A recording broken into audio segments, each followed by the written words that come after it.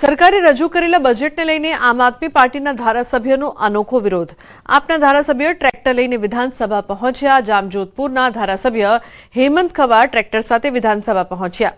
બજેટમાં ગામડાના લોકો અને ખેડૂતો સાથે અન્યાય થયો હોવાનો આક્ષેપ કર્યો છે।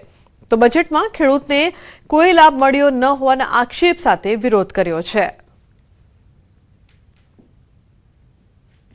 ગામડાઓની પરિપ્રેક્ષ્યમાં શહેરોને ડબલ કરતાં પણ વધારે બજેટ ફાળવવામાં આવ્યું છે, ત્યારે ગામડાને અને ખેડૂતોને ન્યાય મળે અને સરકારશ્રીના ધ્યાન સમક્ષ જાય કે ગુજરાતના ખેડૂતોનો ટ્રેક્ટર આજે ખાલી છે, એના માટે ટ્રેક્ટર સાથે વિધાનસભામાં આવ્યો છું। મહીસાગર જિલ્લાની બાલાસિનોર તાલુકાની કુવેચિયા પ્રાથમિક શાળા જર્જરિત હાલતમાં છે, જ્યાં ધોરણ 1 થી 5ના 26 બાળકો એક જ ઓરડામાં અભ્યાસ કરવા મજબૂર છે। શાળાના 3 ઓરડા તૂટી ગયેલા છે, એક ઓરડાની છત નથી અને દિવાલો પણ તૂટી ગયેલી છે। છેલ્લા કેટલાય વર્ષોથી જર્જરિત ઓરડાને લઈને શાળાના શિક્ષકો દ્વારા રજૂઆત કરવામાં આવી રહી છે, પરંતુ તંત્ર દ્વારા કોઈ પગલું લેવામાં આવ્યું નથી। શાળામાં અભ્યાસ કરતા બાળકોના વાલીઓ પણ ચિંતામાં જોવા મળી રહ્યા છે, તેમજ એક જ ઓરડામાં શિક્ષણ આપવા થતી મુશ્કેલીના કારણે બાળકોના ભવિષ્ય પર અસર થઈ રહી છે। શાળાના શિક્ષક અને વાલીઓની માંગ છે કે તંત્ર દ્વારા નવીન ઓરડા બનાવવામાં આવે।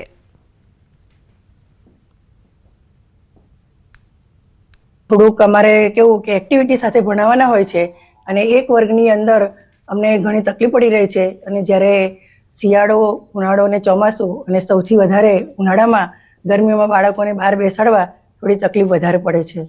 સરકારશ્રીની એટલી માંગ છે કે આટલા ઓરડા બનાવી આપે 1 થી 5 ધોરણના। સરકારને મંજૂરી કે અમારા ઓરડા 2 બનાવી આપે, એવી એક જ ખંડમાં છોકરાઓ ભણે છે અને છોકરાઓને નુકસાન થાય।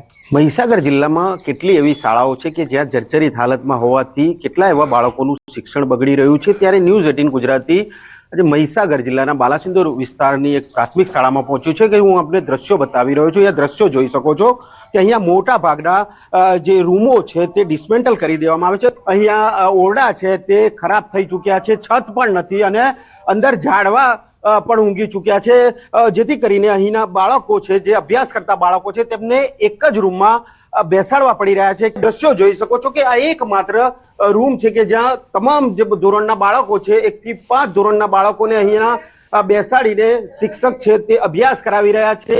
એક જ રૂમની અંદર ચોમાસું હોય, શિયાળો હોય કે ઉનાળો હોય, ત્રણેય સિઝનની અંદર બાળકોને અભ્યાસ કરાવવા એક જ રૂમની અંદર મજબૂર બન્યા છે।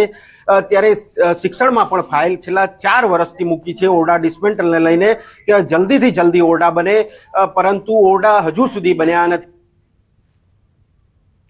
અમદાવાદ મનપા વૈદિક હોળીનું આયોજન કરશે। 1100 જેટલી ગાયના છાણમાંથી રીસાયકલ કરીને લાકડાની સ્ટીકનો ઉપયોગ કરવા માટેના પ્રયત્નો કરશે। ગાયના ગોબરના છાણા અને સ્ટીકને સોસાયટીમાં પહોંચાડવામાં આવશે। એએમસીની વેબસાઇટ પર ગૌ સેવા ફાઉન્ડેશનમાં QR કોડથી પેમેન્ટ કરીને વૈદિક હોળી કીટ મેળવી શકાશે। આ વખતે ગાયના ગોબરમાંથી તૈયાર કરેલા છાણા અને એની સ્ટીક લગભગ 101 જેટલી સોસાયટીઓમાં આનો લાભ મળે તે માટેનો પ્રયત્ન કરવામાં આવ્યો છે। ગૌશાળાની અંદર આ હોરીની સ્ટીક બનાવી એના ગોબર છાણા બનાવી અને એનો ઉપયોગ કરવામાં આવે છે। પરિણામે પર્યાવરણનું જતન પણ થાય છે અને આ ગોબરનો ઉપયોગ થાય છે। તો ગાયના છાણાને સ્ટીક સોસાયટીમાં પહોંચાડાશે। વૈદિક હોળીને લઈને આ તૈયારી કરવામાં આવી રહી છે। અમદાવાદ શહેરમાં હાર્ટ બ્લોકેજ જેવી ગંભીર આરોગ્ય સમસ્યાઓને ઘટાડવા માટે એએમસી દ્વારા મહત્વનો નિર્ણય લેવામાં આવ્યો છે। શહેરના રેસ્ટોરન્ટ, ફરસાણની દુકાનો સહિત ખાદ્ય પદાર્થો બનાવતી વિવિધ જગ્યાઓએ ગુણવત્તાવાળું તેલ વપરાય છે કે નહીં તેની સઘન ચકાસણી હાથ ધરાશે।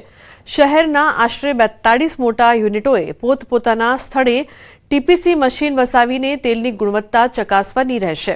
દૈનિક ધોરણે રજીસ્ટર નિભાવવું ફરજિયાત રહેશે, જેમાં વપરાશ પહેલા અને વપરાશ